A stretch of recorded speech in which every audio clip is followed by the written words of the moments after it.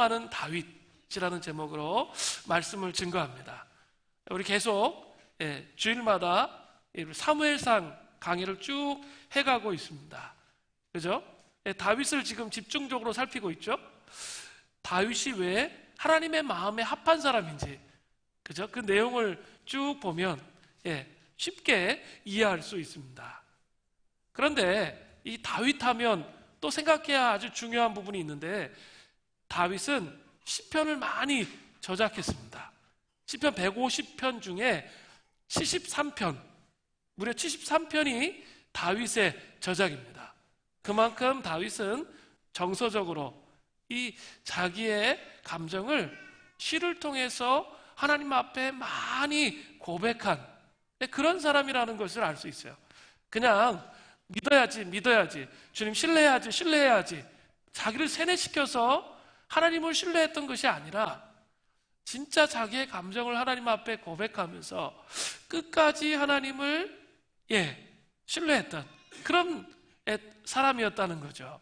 그래서 이 사무엘상을 볼 때는 사실은 시편과 이렇게 연결해서 보면 아주 또 깊은 은혜가 있습니다.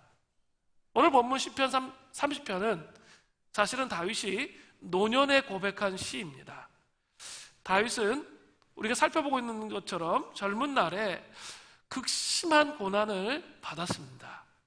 다윗은 그때마다 부르짖어 기도함을 통해서 건짐을 받았습니다. 노년이 되어서 다윗이 전체의 삶을 돌아보면서 오늘 본문에 보니까 여호와를 찬송하고 있어요. 이게 진짜예요. 그죠? 자기 삶 전체를 보면서 하나님을 찬송합니다. 그리고 모든 성도들에게 하나님을 찬송하라고 그렇게 가르치고 있습니다. 본문을 살펴보겠습니다. 먼저 다윗 자손이 여호와를 찬송해야 하는 그 이유를 자기 삶 전체를 통해 설명하고 있어요. 시편 30편 1절 전반절은 이렇게 시작되죠. 여호와여 내가 주를 높일 것은, 이렇게 시작됩니다. 이 말씀은 내가 주님을 찬송합니다, 이런 의미입니다. 이것은 그냥 무의미하게 그냥 습관적으로 주님을 찬양합니다, 주님을 찬송합니다, 이렇게 고백하는 말이 아닙니다. 다윗은 자신을 극한 고난에서 구원해 주신 하나님의 은혜에 감격해서 혼신의 힘을 다해서 주님께 찬송을 올리고 있는 거죠. 강한 톤으로 시작해야 돼요. 여호와여 내가 주를 높일 것은, 이런 죄송합니다. 그런 감동을 표현하고 있다는 거죠. 다윗은 곧바로 자신이 주님을 찬송해야 하는 이유를 그 다음에 설명하고 있습니다. 영어 성경을 보면 for, 왜냐하면으로 시작합니다. 찬송하는 이유는 크게 두 가지라는 거예요. 하나는 자기 삶 전체를 보니까 원수로부터 구원해 주신 하나님을 기억하니까 찬송할 수밖에 없다는 거예요. 자, 시편 30편 1절 후반절에 for, 왜냐하면 주께서 나를 끌어내사 내 원수로 하여금 나로 말미암아 기뻐하지 못하게 하심이니이다. 주께서 나를 끌어내사에서, 이 끌어낸다는 것은 원어적으로 우물에서 물을 깃는다, 이런 뜻이 있어요.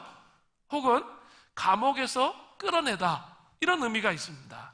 다윗은 깊은 웅덩이와 같은 극심한 위험에 수없이 많이 직면했지만 하나님께서 자신을 들어 올려 구원해 주심으로 인해서 그가 진심으로 감사하고 있어요. 원수들이 기뻐할 수 없게 되었다. 하나님이 그 가운데 자기를 건져주셨기 때문에 원수들이 기뻐할 수 없게 된 것에 대해서 감사하고 있는 겁니다. 여기서 원수는 어떤 특정한 한 개인을 말하지 않고요, 다윗의 일평생 동안 괴롭혔던 수많은 사람들 있죠. 그 사람들을 의미합니다. 사무엘상 16장부터 다윗의 이야기가 시작되죠. 어린 다윗이 사무엘로부터 기름 부음을 받았어요. 그런데 그 다음에 쭉 만사 형통했습니까? 아닙니다. 기름 부음을 받는 그 순간부터 점점 일이 꼬여갔습니다.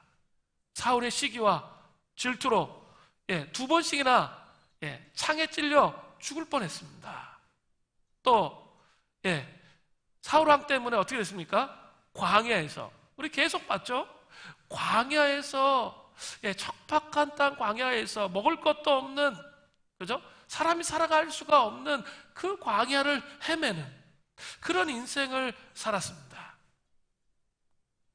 그리고 노년에는 어땠습니까?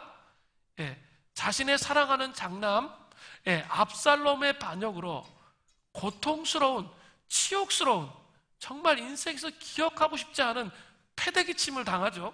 그래서 그가 수모를 겪었잖아요. 자신의 삶을 돌아보면 모든 원수들로부터 자신을 구원해 주신 하나님을 묵상할 때 다윗이 진심으로 여호와를 찬송할 수밖에 없는 거죠. 우리를 구원해 주신 그 주님을 볼 수 있는 그 통찰과 안목이 필요해요. 감추어진 그 보화를 볼 수 있는 안목과 통찰이 있어야 주님을 찬양할 수 있어요. 제 인생에 터닝 포인트를 만들어준 사건들이 많이 있는데요.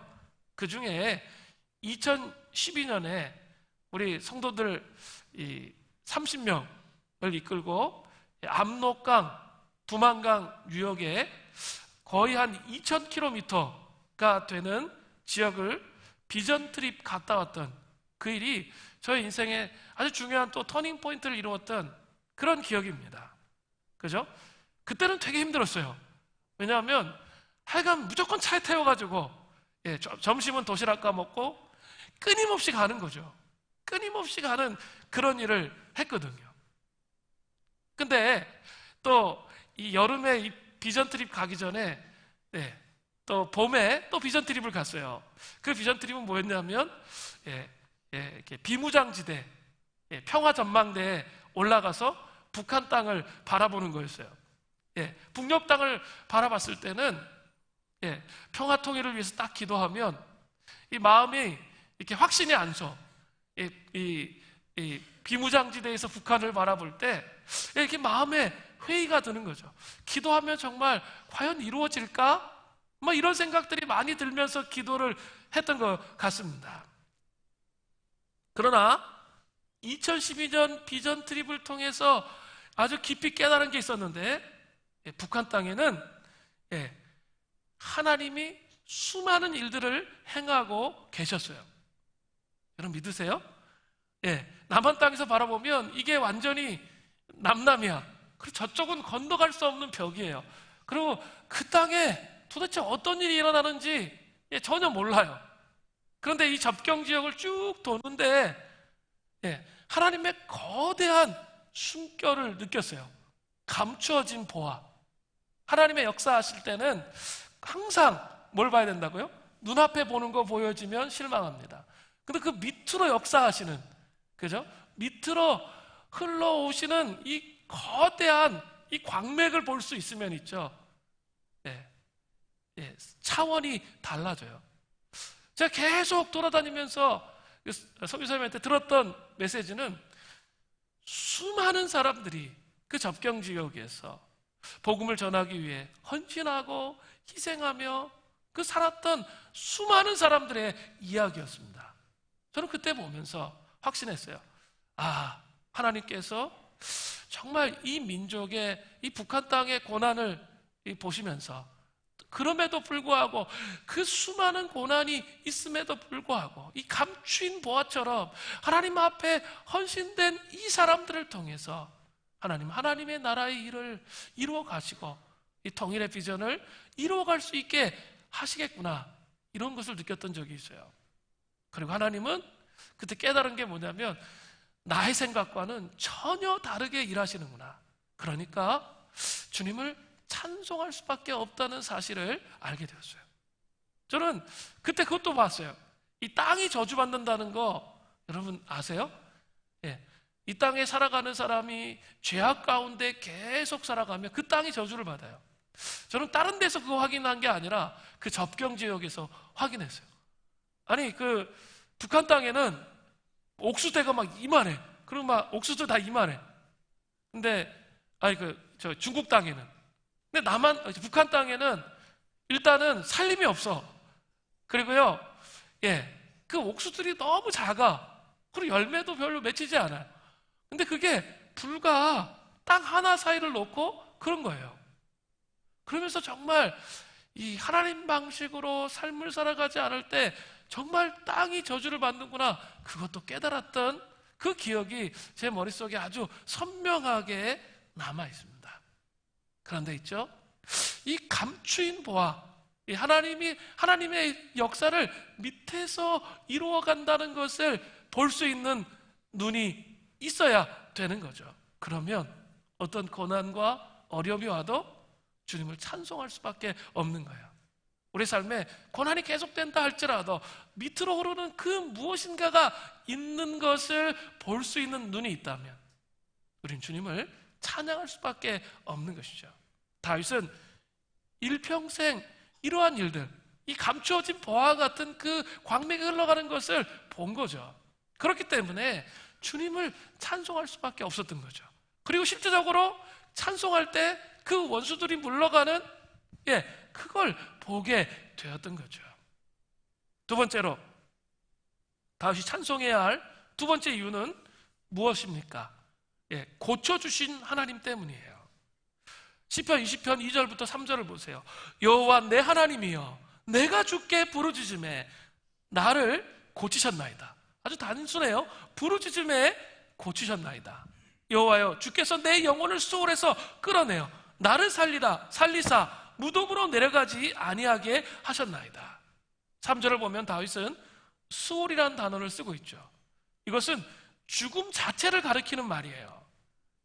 그리고 히브리스의 특징이 있는데 같은 말을 다른 단어로 반복해요. 그게 동의적 평행법이에요. 아니면 반대가 되는 말을 써요. 반의적 평행법인데 이런 것들을 쓰는 거예요. 내 영혼을 수월에서 끌어내어와 나를 살리사 무덤으로 내려가지 않게 하셨나이다는 같은 의미인데 다른 단어를 통해서 히브리시의 특징이에요. 그렇게 쓰고 있는 거죠. 반복해서 강조하는 거죠. 죽을 병에 걸렸는데 하나님께서 자신을 살펴주셨다는 거죠. 그리고 어떻게 건져주셨다는 거예요? 2절에 하나님께 간절히 부르짖어 기도하며 목숨을 건 사투를 했을 때 고쳐주셨다는 거예요.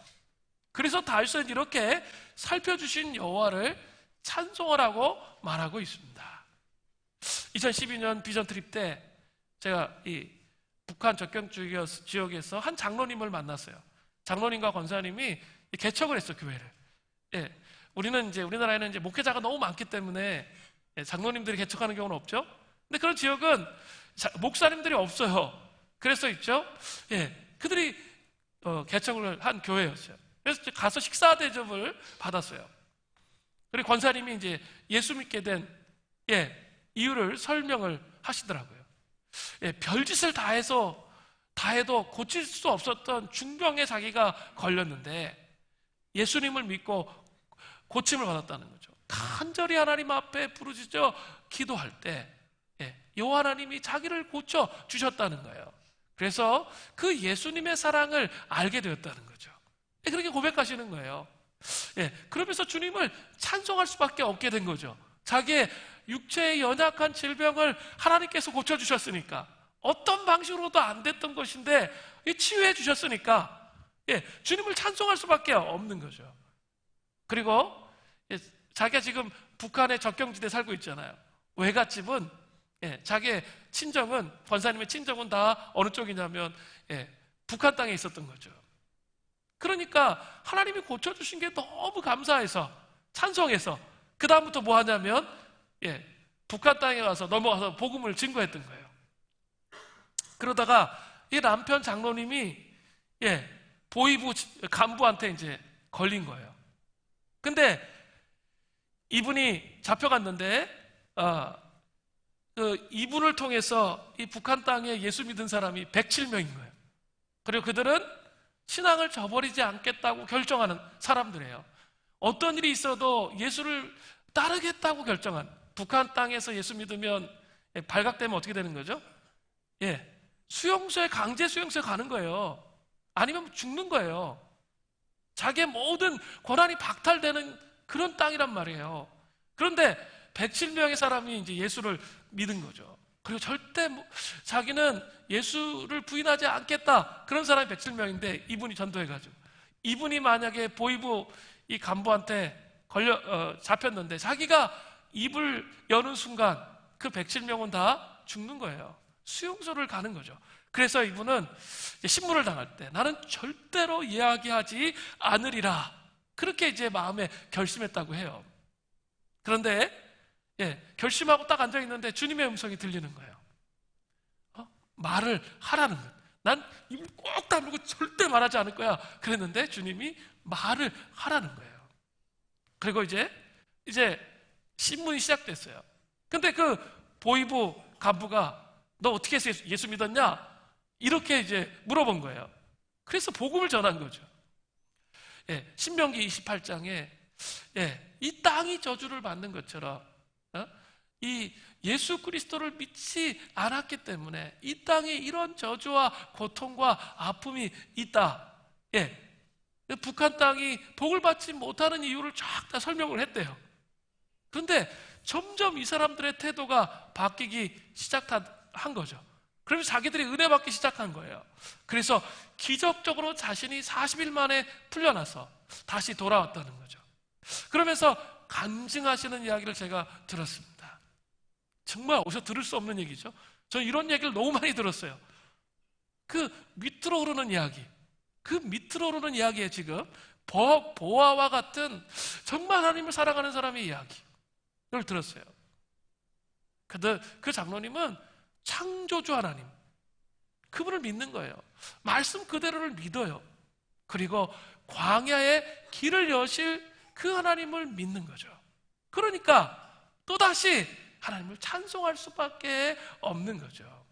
그 고쳐주신 하나님, 또 자기의 삶을 인도해 주신 그 하나님을 찬송할 수밖에 없는 거죠. 이 은총이 다윗처럼 또 장로님처럼 우리에게도 있기를 바랍니다. 자, 이제 다윗은 주의 성도들이 여호와를 찬송해야 하는 이유를 말해요. 시편 30편 4절에 주의 성도들아 여호와를 찬송하며 그의 거룩함을 기억하며 감사하라. 이제 다윗은 자신을 뛰어넘어서 하나님을 따르는 주의 성도들에게 여호와를 찬송하며 감사해야 된다고 말하고 있습니다. 그 이유가 5절에 나오는 거죠. 5절의 영어 성경의 시작도 for입니다. 왜냐하면 시편 30편 5절은 이렇게 되어 있어요. 그 노여움은 잠깐이요 그의 은총은 평생이로다. 저녁에는 울음이 깃들지라도 아침에는 기쁨이 오리로다. 여기서 노여움이라는 것은 인간의 죄악에 대한 하나님의 진노를 의미하는 거예요. 그리고 은총은 죄를 회개하고 돌이키는 자에게 베푸시는 하나님의 용서와 자비를 의미하는 겁니다. 그런데 뭐라고 말합니까? 그 노여움은 잠깐이라는 거예요. 그런데 그 은총은 평생이라고 말해요. 또 반의적 평행법으로 저녁에는 울음이 깃들지라도 아침에는 뭐라고요? 기쁨이 온다는 거예요. 저녁에는 울음이 있다는 거예요. 너무 힘들다는 거예요. 그러나 반드시 아침에는 기쁨이 온다는 거예요. 하나님은 우리에게 때로 고난을 주세요. 근데 그것은 잠깐이며 영원한 은총을 주시는 분이심을 말하고 있는 겁니다. 이런 이유 때문에 내가 고난 중에 있다 할지라도 어때요? 하나님의 백성들은 절망하지 않는 거예요. 이게 중요해요. 하나님의 백성들은 절망하지 않습니다. 그리고 하나님께 찬송을 올려드리며 감사할 수 있는 거예요. 그죠? 저는 이 말씀을 좀 교회에 적용해 보고 싶습니다. 에베소서 1장 23절에 보면 이런 말씀이 나와요. 교회는 그의 몸이니 만물 안에서 만물을 충만하게 하시는 이의 충만함이니라. 사도 바울은 교회에 대해서 정의하고 있어요. 교회는 뭐라고요? 그의 몸이고 만물 안에서 만물을 충만하게 하시는 이의 충만이라고 했습니다. 만물 안에서 만물을 충만하게 하시는 이의 충만함이라는 것이 무엇일까요? 네덜란드의 신학자이며 수상이었던 아브라함 카이퍼가 이렇게 설명합니다. 만물을 충만하게 하시는 분이란 이 세상에 있는 모든 것을 내 것이라고 할 수 있는 분이라고 설명하는 거죠. 그죠? 이 세상에 있는 모든 것을 내 것이라 할 수 있는 분. 이 세상에 그리스도께서 내 것이라고 주장할 수 없는 것은 하나도 없어요. 모든 것이 다 주님의 것입니다. 모든 것이 다 그리스도의 것이죠. 지금 그렇게 보이지 않죠? 인간이 타락해서 사람들이 그런 모습을 보이지 않는다 할지라도 주님이 다시 오시는 재림의 날 심판을 통해서 확실히 이 땅의 모든 것이 주님의 것임이 선포되고 확증되는 그런 날이 반드시 옵니다. 그런데 지금 이 땅이 타락해가지고 그것이 잘 안 되잖아요. 주님의 것임이 선포되어지지 않는데요, 이 땅에서 유일하게 그리스도의 통치와 다스리심이 온전히 드러나서 주님이 내 것이라고 말씀하면 아멘으로 화답할 수 있는 유일한 곳이 있습니다. 그것이 어디일까요? 바로 교회입니다. 교회란 무엇입니까? 예수 그리스도께서 왕이시며 주가 되신다는 고백하는 사람들이 모인 곳이에요. 잘 기억하셔야 돼요. 교회란 무엇이라고요? 예수 그리스도께서 왕이시며 주가 되신다는 고백하는 사람들이 모인 곳이 바로 교회입니다. 모든 것의 주인이 되시는 그리스도의 권세와 능력을 인정해서 그리스도는 내 삶의 전체의 주인이 되신다라고 고백하는 그런 사람들이 모인 곳이 교회예요. 그죠? 너무나 중요해요. 그러니까 교회는 하나님의 뜻을 잘 분별해야 돼요. 그리고 하나님의 뜻 가운데 이 교회가 갈 수 있도록 식별하면서 함께 나가야 되는 거죠. 세상과 다른 거예요. 세상의 방식과 기준을 교회 안에 들어와서 세상의 방식으로 교회를 운영하면 안 돼요. 교회는 하나님의 뜻 가운데 세워져 있는 것이 교회입니다. 그런데 또 생각해 봐야 될 게 있죠. 현재 이 한국 교회의 실존은 어떠합니까? 교회가 타락했죠. 하나님의 방식으로 교회가 하나님의 주권을 이 땅에 선포하면서 주님이 다시 재림하시는 그날이 올 것인데 이 땅의 모든 것은 다 주님의 것입니다. 선포하며 세워져야 되는 그 교회가 어때요? 타락하는 거죠. 그죠? 세상의 가십거리가 되는 거죠. 주님의 관심은 세상에 있는 게 아니에요. 세상을 바꾸려고 하시기 위해서 먼저 뭐에 관심이 있는 거죠? 교회가 정말 주님의 통치와 다스리심을 인정하는가? 이거에 더 관심이 있어요. 그리고 성도들이 그런 자의 삶을 살아가고 있는가? 이거에 관심이 있다는 거죠. 저는 지난 2주간 이런 생각들 때문에 마음이 참 힘들더라고요. 주로 또 언제 공격을 받았냐면 이번에 정말 회복 집회하기 전에는 정말 특이한 공격들을 많이 받았는데 설교가 딱 끝난 다음에 딱 내려가는 순간부터 공격이 와요. 영적 공격이 와요. 늘 내가 하나님의 부흥을 순수한 동기로 정말 사모했어요. 하나님 이 땅에 정말 이 교회를 통해서 하나님 나라가 정말 세워지기를 원합니다. 제가 그걸 정말 보고 싶습니다. 교회가 그렇게 무기력한 존재가 아니라 교회를 통해서 하나님께서 하실 일을 행하여 주시옵소서. 날마다 부흥을 위해 기도. 하나님 교회를 통해서 성경에 말하는 그 교회를 통해서 하나님 나라의 영광을 드러내게 하여 주십시오. 그렇게 사모하지만 이렇게 휴가철이었고 또 방학이었고 막 그래서 아직도 좀 방학하신 분들이 많이 자체 방학하신 분들이 많이 계신데 좀 깨어나세요. 제가 수요일 날도 근신해야 된다고 제가 이렇게까지 막 얘기했어요. 근신해야 된다고. 예, 근신해야 되는데 언제나 그냥 그 자리인 것처럼 보여. 안 변하는 것 같아. 그런 마음이 그냥 마음속에 다가왔어요. 그리고 저 자신도 봐도 정말 이 정도 되면은 좀 주님을 좀 신뢰해야 되는데 유치찬란해. 조금만 힘들면 낙심이 되고 그런 마음이 전 들어요. 저도 사람이기 때문에 그런 마음들이 드는 거죠. 그리고 또 이제 막 지난주에는 설교하는데 최악이었어요. 소방막까지 문제가 막 생기죠. 이게 이렇게 불이 난 게 아닌데 이게 가끔 얘가 약간 이렇게 헷가닥해요. 그래가지고 지금 이렇게 도는데 지난주 설교 때는 막 그것까지 막 종합적으로 막 세트로 막 공격하지. 그리고 뭐 한 주간 또 이렇게 아프신 분이 왜 이렇게 많은지. 우리 최조석 선교사님 거의 콤마 상태에 갔다가 하나님이 기적으로 지금 많이 이제 회복이 되셨는데 뭐 이런 일들이 계속 그러니까 정말 부흥을 바라보고 소망하는데 상황은 어때요? 계속 밑으로 향하는 거죠. 그러니까 마음이 막 내려앉으려고 앉을랑 말랑 막 이 싸움을 계속 하는 거예요. 주님 정말 최선을 다하고 노력했는데 하나님 왜 그렇게 하십니까? 이런 마음이 막 드는 거죠. 그런데 이제 첫날 강사를 접대하기 위해서 우리 강경림 집사님이랑 장승호 선교사님이랑 저랑 넷이서 식사 대접한다고 그래서 넷이서 이제 저쪽에 고가를 내려가는데 딱 하늘에 그날도 이렇게 비가 왔어요. 그렇다가 이렇게 호랑이 장가가는 날 있죠. 비가 왔다가 맑아지는 그런 날이었어요. 근데 딱 위에 차를 타고 내려가는데 쌍무지개가 딱 뜬 거예요. 여러분은 이렇게 별로 감동이 없죠? 근데 저한테는 이게 너무나 큰 감동이 되는 사인이에요.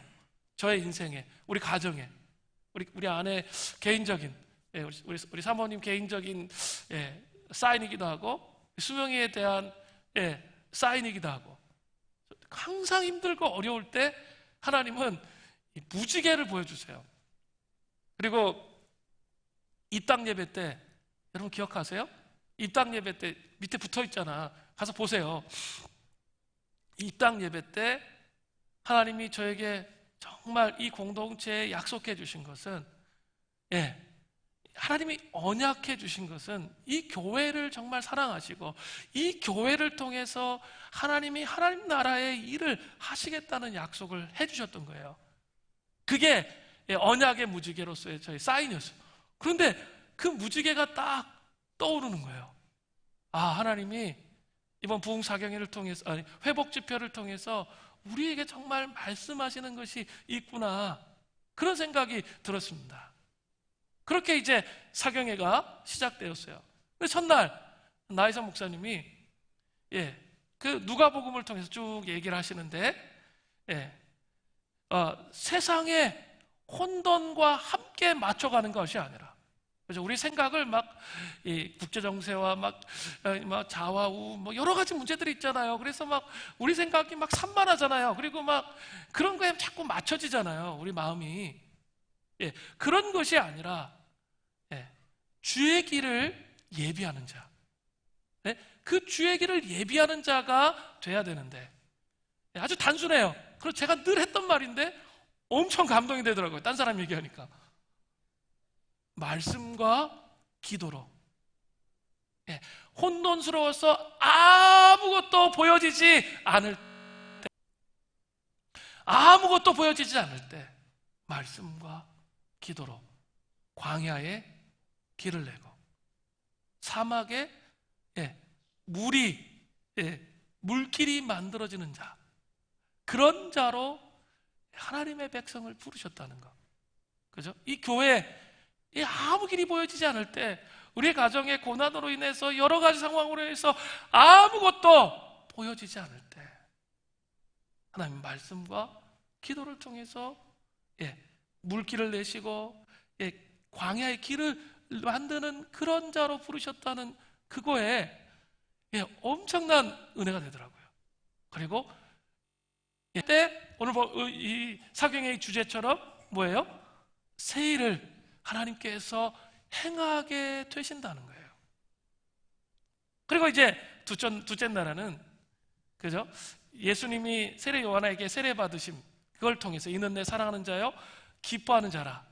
예수님 공생애를 시작하기 전에 그 모습들 속에서 그 이야기를 해주신 핵심이 뭐냐면 하나님이 예수님과 이 성령의 교통하심을 통해 하나 되었다는 뭐 이런 내용이었어요.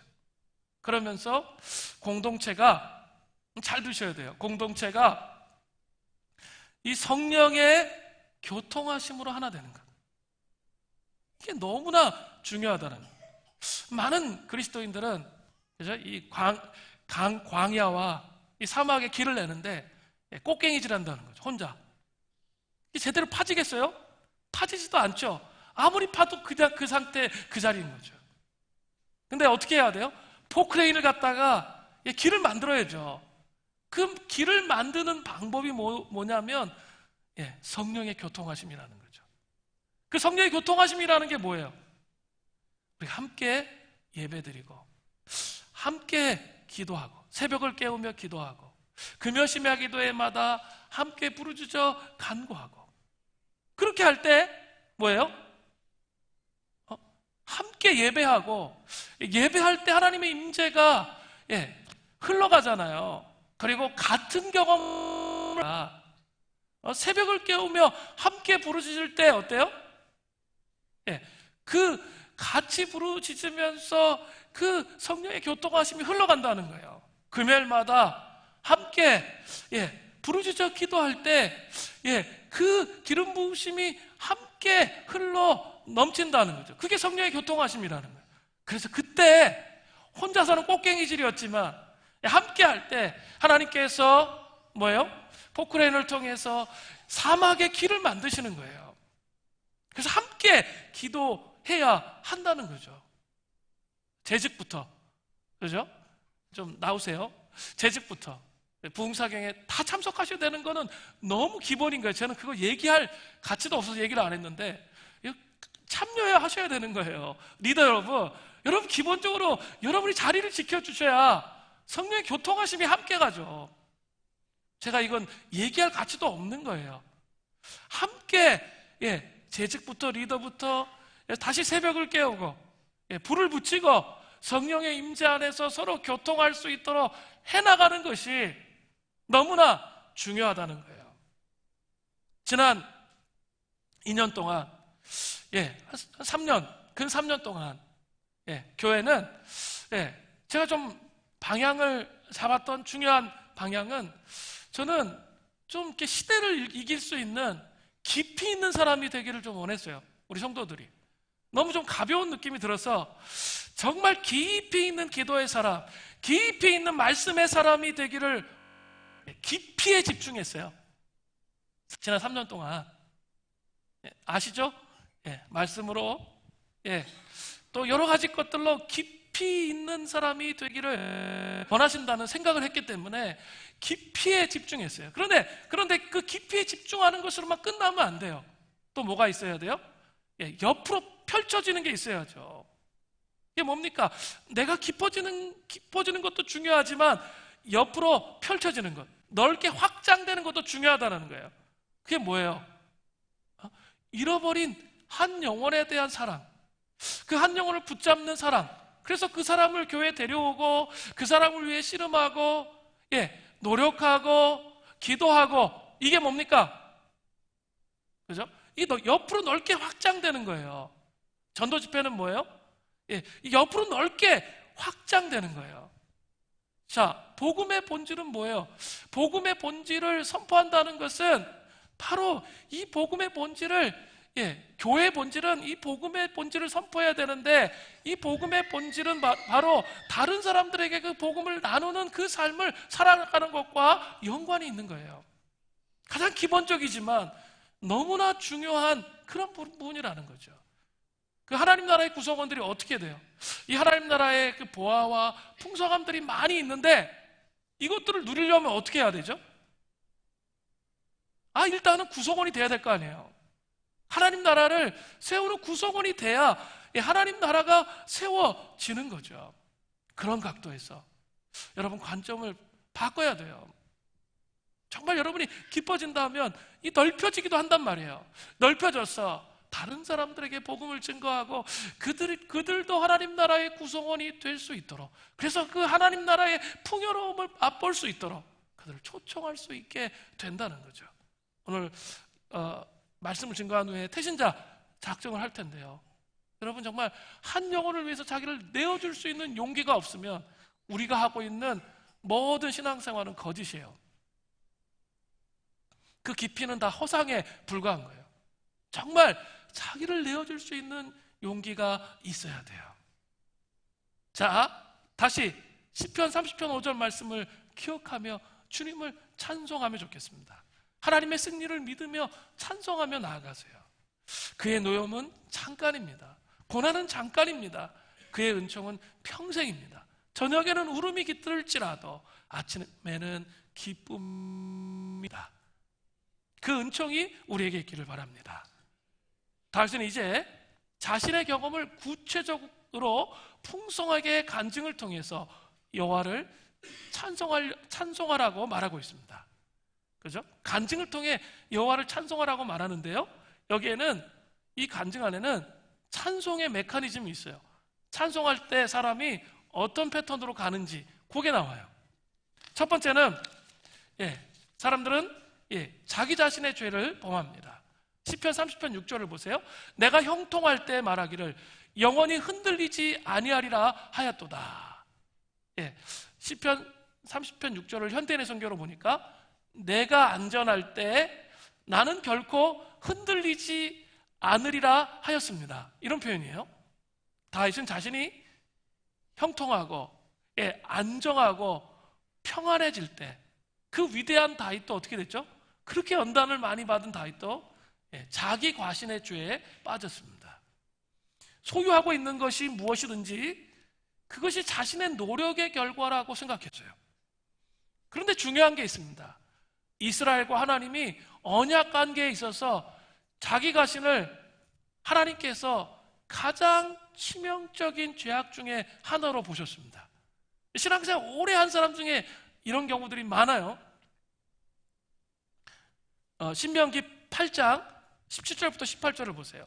그러나 내가 마음에 이르기를 내 능력과 내 손의 힘으로 내가 이 재물을 얻었다 말할 것이라. 그죠? 자기 힘과 자기 능력으로 재물을 다 얻었다는 거예요. 그런데 18절에 보세요. 내 하나님 여호와를 기억하라. 그가 내게 뭐 했다고요? 재물 얻을 능력을 주셨습니다. 이같이 하심은 내 조상들에게 맹세하신 언약을 오늘과 같이 이루려 하심이라. 뭐라고 되어 있죠? 재물을 얻을 능력을 누가 주신 거예요? 하나님이 주신 거예요. 재물을 얻을 그 능력을 주시는 분이 누구시라고요? 하나님이신 거죠. 그래서 그 사업의 기름 부으심이라는 그런 용어들이 나오는 거죠. 재물을 얻을 수 있는 능력을 주님이 주셨음을 기억해야 된다는 거죠. 그렇지 않으면 자기도 모르는 상태에서 어떻게 되는 거죠? 자기 과신에 빠지는 거죠. 제가 어느 시골교회 목사님, 전도사님, 전도사님의 이야기를 들었는데 되게 감동이 되었어요. 남편이 있었는데 1년 365일 동안 술 취해 잊지 않은 날이 없는 남편이에요. 그리고 거의 집안 살림이 거덜났어. 그러나 이 여자 전도사님은 열심히 특심이야. 그래서 남편과 함께 교회를 개척한 거죠. 근데 남편이 이게 계속 깨어있는 날이 없으니까 얼마나 괴롭겠어요. 그래서 너무나 고통스러워서 기도와 말씀으로서 삶을 산 거예요. 그냥 너무 답답하고 힘드니까 기도와 말씀으로 그냥 삶을 산 거예요. 너무 답답하니까. 그죠? 그런 식의 삶을 사셨어요. 너무 기도할 데도 없으니까 김장떡, 한원대 그런 데 들어가서 기도하셨대. 근데 남편을 고치려고 정말 수없는 노력을 계속 했는데 다 허사였어요. 이것은 바로 자기 과신인 거죠. 성경도 자기 과신으로 계속 남편을 바꾸려고 내 때에 무엇인가 남편을 바꿔보려고 엄청나게 노력을 한 거예요. 안 되는 거예요. 그러나 하나님의 때가 딱 되자 남편이 시댁 식구들과 함께 술을 딱 한 잔 먹었는데 그 한 모금을 입에 대자마자 2박 3일 동안 떼굴떼굴 굴러다녔대요. 그리고 술을 끊었대요. 하나님 때가 되니까. 그러면서 교회 모든 굳은 일을 다 남편이 돌보는 거예요. 그리고 여 전도사님은 기도와 말씀으로 살아가는 전도사님 되셨어요. 그러면서 남편이 아내가 선포하는 말씀에 받으시는 거죠. 그리고 남편이 점점 변화되는 거죠. 그러면서 본인이 이렇게 생각한대요. 아, 여기가 정말 천국이구나. 이런 생각이 든다는 거죠. 그러면서 이 자기 자신의 죄를 회개하는 그 간증을 하시는 얘기를 제가 들었어요. 그죠? 신실할수록 자기 자신의 죄를 범할 수가 있어요. 자기 자신의 죄를 범하면 결과가 어떻게 될까요? 오늘 본문에 나오잖아요. 시편 30편 7절을 보세요. 여호와여 주의 은혜로 나를 산같이 굳게 세우셨더니 주의 얼굴을 가리심에 내가 근심하였나이다. 여호와의 주의 은혜로 나를 산같이 굳게 세우셨더니, 이것을 현대인의 성경으로 보니까 여호와여 주께서 나에게 은혜를 베풀었을 때에는 나를 산처럼 굳게 세우셨는데, 그죠? 은혜를 딱 받으면 우리가 이렇게 전혀 흔들릴 것 같지 않잖아요. 그런 마음이 들었다는 거죠. 그런데 지금은 어때요? 주의 얼굴이 가리우셨다라고 되어 있습니다. 이것은 주의 손이 나를 누르시오니 라는 과 같은 표현이에요. 이것은 하나님의 징계가 다윗에게 하나님의 징계가 다윗에게 임하니까 다윗이 어떠합니까? 내가 근심했다는 거예요. 영어 성경을 보면 내가 어쩔 줄 모르고 당황했다는 거예요. 하나님의 징계가 임하면 정말 어쩔 줄 모르는 상황이 옵니다. 다윗이 성경 속에서 구체적으로 이런 경험을 했어요. 그죠? 특별히 평안할 때, 왕권이 완전 안정될 때, 그가 했던 일이 뭐예요? 역대상 21장 1절이에요. 사탄이 일어나 이스라엘을 대적하고 다윗을 충동하여 이스라엘을 계수하게 하니라. 다윗은 자기 자신의 죄로 말미암아 하나님께 징계를 경험합니다. 특히 다윗은 역대상 21장에서 자신의 왕권이 강화되니까 자신의 군대를 자랑하고 싶었어요. 그 자기 과신의 마음에 사탄이 달라붙어서 충동질하는 거죠. 그래서 다윗은 인구조사를 실시했습니다. 이 사건으로 인해서 다윗은 아주 혹독한 그런 징계를 받습니다. 하나님의 징계로 이스라엘인 연병으로 7만 명가량이 죽임을 당합니다. 그때 다윗의 마음이 어떠했을까요? 너무나도 고통스러웠을까요? 그 자리에 그냥 뭉개고 앉을 수밖에 없는 그런 상황이 되었을 거예요. 자기 자신의 죄 때문에 이런 일이 일어났으니까, 자기 과신의 죄 때문에 이런 일이 일어났잖아요. 우리도 마찬가지입니다. 비유로 한번 이야기해 볼게요.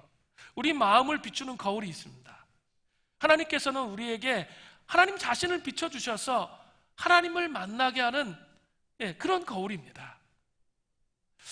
친밀감이 계신 하나님, 사랑이 많으신 하나님, 우리를 위로하시는 하나님, 우리를 포기하지 않으시는 하나님, 그런 것들이 비춰집니다.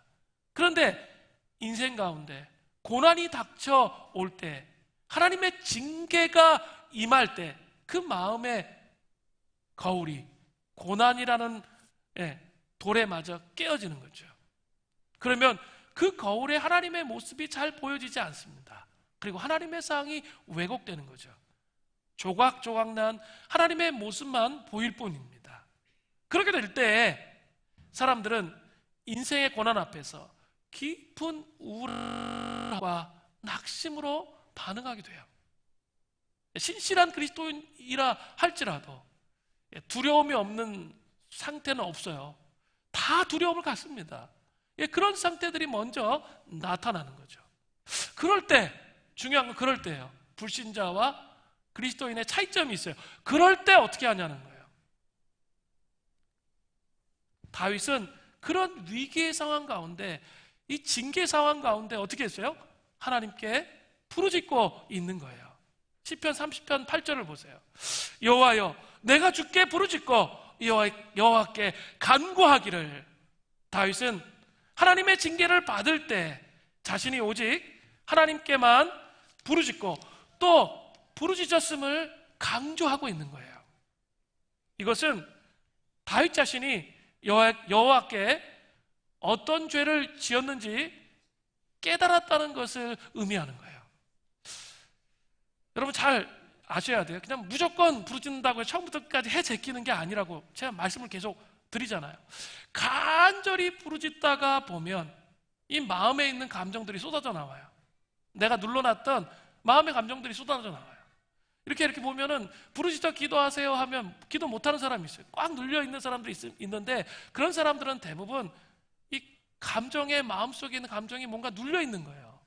이 주의 이름을 부르면서 부르짖으면 이 감정이 안에서부터 막 쏟아져 나오기 시작한다는 거죠. 전혀 몰랐던 죄까지 이 무의식 세계 속에서 의식의 세계 속으로 끌어올려져요. 네. 시골 아까 그의 전도사님 어때요? 정말 날마다 기도했는데 안 돼. 그리고 막 부르짖어 기도했는데 어때요? 하나님의 때보다 자기가 앞서간 이 자기 과실을 깨닫게 됐잖아요. 그래서 내가 짜증내고 분노하고 남편에 대해서 정죄하고 그런 마음을 가졌구나, 이걸 깨달았다는 거예요. 부르짖어 기도할 때 이게 깨달아지는 거예요. 그러면 그때 그게 회개할 제목을 알게 되는 거죠. 그걸 회개하면 사랑할 수 있게 되는 거죠. 마음에 그런 감정들을 품고 사랑할 수가 없어요. 그래서 이것들이 쏟아져 나오는 거예요. 또한 여호와 하나님의 은총이 아니면 잠시도 생명을 부지할 수 없다는 것을 부르짖어 기도하다 보면 쏟아져 나오면서 알게 돼요. 하나님으로부터 멀어지면서 살 수 없는, 잠시도 살 수 없는 무기력한 존재라는 고백을 부르짖는 기도를 통해서 할 수밖에 없어요. 그 깨달아지니까 나는 하나님 앞에 가까이 있는 줄 알았는데 내가 너무나 멀리 그냥 나 혼자 자기 과실 속에 살았구나, 이걸 알게 된다는 거예요. 고통 가운데 부르짖을 때 하나님을 더 깊이 만나게 되는 거예요. 우리의 회개 제목을 알게 되는 거죠. 회개 제목을 아는 사람은 소망이 있는 거예요. 거기서부터 모든 하나님의 축복이 시작되기 때문이에요. 이러한 부르짖는 기도는 어때요? 배수의 진을 친 기도예요. 이러한 기도를 통해서 하나님을 더 깊이 경험하는 자가 되어야 돼요. 우리 10월 13일까지 이제 이 공동체적인 이 기름 부으심이 다시 회복되어서 뭐 해야 돼요? 기름 부으심이 회복되어서 이 배수의 진을 치면서 기도함을 통해 새벽을 깨우고 금요일마다 함께 모여 기도함을 통해 더 주님 앞에 가까이 나아가 기도의 응답을 받는 은총이 있기를 바랍니다. 다윗은 이제 부르짖는 구체적인 내용을 9절 10절에 말하고 있어요. 내가 무덤에 내려갈 때 나의 피가 무슨 유익이 있으리요? 표준세 번역에 보니까 내가 죽은들 주님께 무슨 유익이 되겠습니까? 이런 상태에서 죽으면 이게 주님께 무슨 유익이 됩니까? 진토가 어떻게 주를 찬송하며 주의 진리를 선포하리까? 부르짖어 기도하는데 어떻게 죽으면 어떻게 내가 주님을 찬송할 수 있냐라는 거예요. 흙으로 돌아간 내가 어떻게 주님을 찬송할 수 있냐라는 거예요. 간절한 여호와여, 내게 은혜를 베풀어 주십시오. 이 징계의 상황 가운데 그냥 웅크리고 앉아가지고 어떻게 할 수, 이렇게 하지 말고 징계의 상황 가운데 주님 은혜를 베풀어 주십시오. 목숨을 건 기도를 해야 된단 말이에요. 여호와여, 나를 돕는 자가 되어 주십시오. 여러분 이런 기도 해보셨나요? 이게 너무 중요해요. 다윗은 그 부르짖는 기도를 통해서 회복을 경험했단 말이에요. 우리는 그 가정 가운데 안 가. 그리고 계속 평생을 광야길에서 그냥 헤매는 거죠. 그렇게 살면 안 된다는 거예요. 부르짖어 기도하세요. 자기의 억울함과 원통함을 탄원하세요. 그게 성경의 메시지예요. 그렇게 하셔야 그 다음에 다윗처럼 뭐예요? 온전한 회복이 온다는 거예요. 시편 30편 11절에 그 다음에 나오는 거예요. 이 과정이 없이 뚝 떨어지는 게 아니에요. 정말 목숨을 건 기도를 다윗이 했단 말이에요. 그 징계 상황 속에서 이 징계를 이렇게 빠져나오려고 하는데 침묵하고 앉아 있었겠어요? 천만의 말씀. 그럴 수가 없어요. 안 돼, 기도가. 앉으면 조는 거야. 앉으면 존다니까요. 왜냐하면 자기 감정 속에 자기가 묶여있기 때문에, 낙심하고 있기 때문에 졸아요. 그렇기 때문에 하나님 앞에 정말 간절하게 부르짖은 거예요. 그러났는데 다윗의 마음이 이제 기도 응답을 받는 거죠. 시편 30편 11절에 고백을 하는 거예요. 주께서 나의 슬픔이 변하여 내게 춤이 되게 하시며 내 베옷을 벗기고 기쁨으로 띠띠우셨나이다. 하나님은 다윗의 간구를 갑작스럽게, 그리고 극적인 반전이 일어나는 거예요. 나의 슬픔이 변해서 뭐예요? 내가 춤을 추게 됐다는 거죠. 그죠? 내 베옷을 벗기셨다는 거예요. 그리고 기쁨으로 내 띠를 띄우셔서 내가 뭐 어떻게 할 수 없다는 거죠. 막 춤출 정도로 기쁘다는 거예요. 분명히 힘들었는데, 징계로 인해서 힘들었는데 잘 기쁠 정도로 너무나 즐겁다는 거예요. 우리에게도 여러분 이거 아셔야 돼요. 반드시 이런 날이 옵니다. 그런데 뭐 하셔야 된다고요? 자기의 감정을 토로하세요. 부르짖어 하나님 앞에 고백하기 시작할 때 내가 하나님과 관계에서 멀어진 것이 무엇인지를 알게 되는 거예요. 그때 희망이 있게 되는 거죠. 그때 알게 돼요. 징계가 잠시일 뿐이구나. 이것을 믿으세요. 슬픔이 변하여 기쁨의 춤을 추게 하실 그날을 그려보세요. 하나님의 슬픔에 상복을 벗기시고 기쁨의 나들이 옷을 우리에게 갈아입혀 주실 것입니다. 그죠? 그것을 기억하세요. 우리가 전도할 때도 똑같아요. 어때요?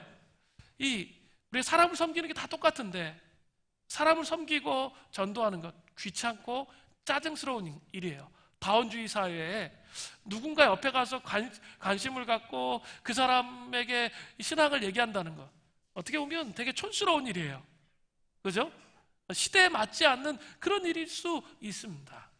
그런데 있죠, 성경 분명히 우리에게 말해요. 때를 얻든지 못 얻든지 뭐 해야 돼요? 복음을 증거하는 자의 삶을 살도록. 그게 주님의 명령이에요. 부르심을 입은 거예요. 귀찮지만 귀차니즘을 깨트리고 어떻게 해야 돼요? 복음과 함께 고난을 받아야죠. 복음을 증거하는 그런 자의 삶을 살아야 돼요. 그리고 여전히 그들이 변화될 것을 소망하면서 그렇게 나가야 돼요. 오늘 조금 있다가 태신자를 작정할 텐데 그런 마음으로 작정하는 거예요.